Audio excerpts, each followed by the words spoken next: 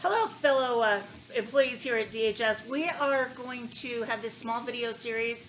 The bosses want us to have a little training in CBT and what it can be to all of us. And I want to do it in a real quick way so you can watch this on your phone. You can check in wherever you are. Just kind of a touch up. I'm not here to teach you everything. I'm here to kind of refresh you on what you have.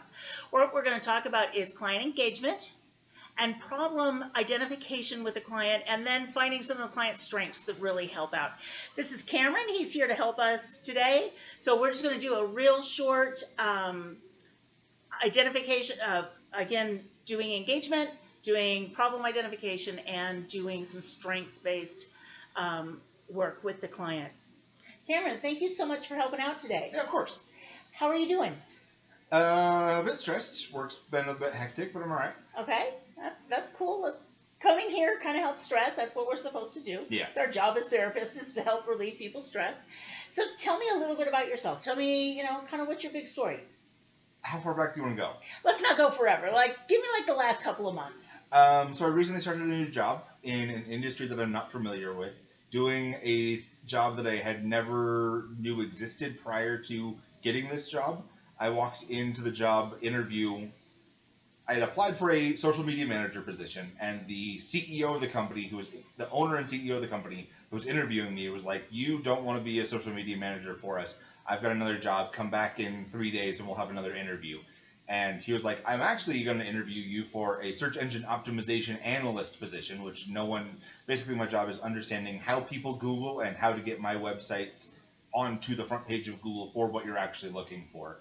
So I just had my 90-day review. In the last 90 days, I have learned the industry, learned how to do the job, learned how to fit into the office culture, and had to adapt to my coworker who's been doing this for a decade and doesn't like me being the new guy. Wow, that sounds like a lot to learn in a really short period of time. Sounds like you might feel a little overwhelmed. Yeah, just a little. I also have two kids, one of which is 6 months, and he's not sleeping through the night yet, so I'm not even getting a full 8-hour sleep every night. Wow, that can be really tough.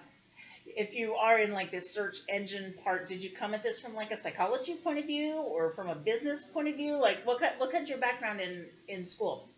So I got my undergrad in philosophical psychology with a minor in Spanish. Then I got a master's degree in entertainment business, which is essentially an MBA but with an emphasis in entertainment. So you have a little bit of background. You know that not sleeping a full night can lead you to have some psychological problems along the way. I know that I'm not living the most healthy psychological profile that I could. Okay, so kind of with that base knowledge, what would you say your biggest problem is right now? What is the major thing you need to be working on? Positivity more than anything. Okay. Because the coworker who's been doing this for a decade doesn't like me and doesn't like that the owner of the company has taken me on as his mentee, and so there's a lot of negativity from him, and I'm just working on maintaining a positive attitude for the 8 hours that I'm at work, literally across the cubicle from this guy. That sounds like it's a lot to take on. Yeah. What have you done so far to kind of bring these things on? I've started making friends with other people at work. I realize that I can't force him to like me and I can't force him to be my friend.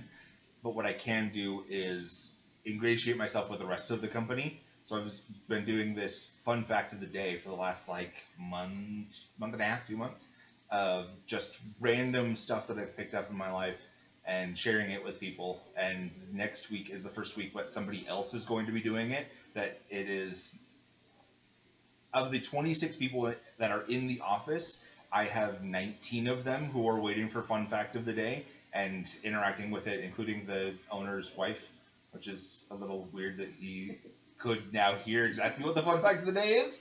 But I mean, it's one of those things that I've done because I can't change his attitude, but I can help other people recognize that if he does start bad-mouthing me, that's not who I am.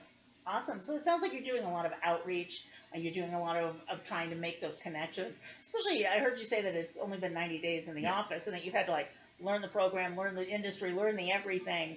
So it sounds like you're having a pretty good run of introducing yourself to people, getting your name out there, getting people to know who the new guy is. Yeah. What else do you think will help in kind of keeping that positivity for yourself at your office?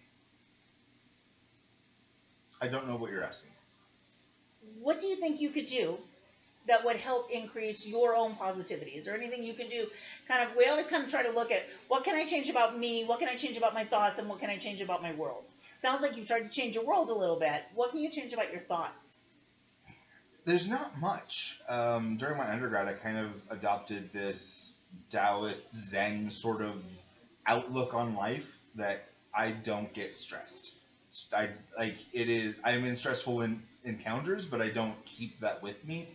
I do my best to leave the stress where the stressor is, and that's one of the things that has really helped me with this. Because this could be a really stressful situation, and I could easily collapse under it. But I've decided that when I'm not at work, I'm not at work. When I'm not at home, I'm not at home. And I kind of try to keep those two things siloed so that the work stress doesn't affect the family stress and vice versa.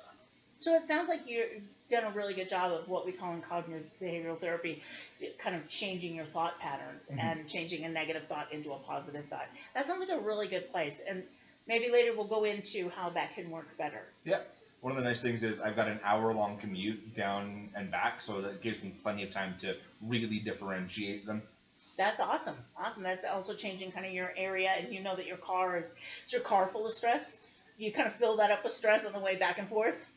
Mostly because it's like breaking down on me, but but not like I.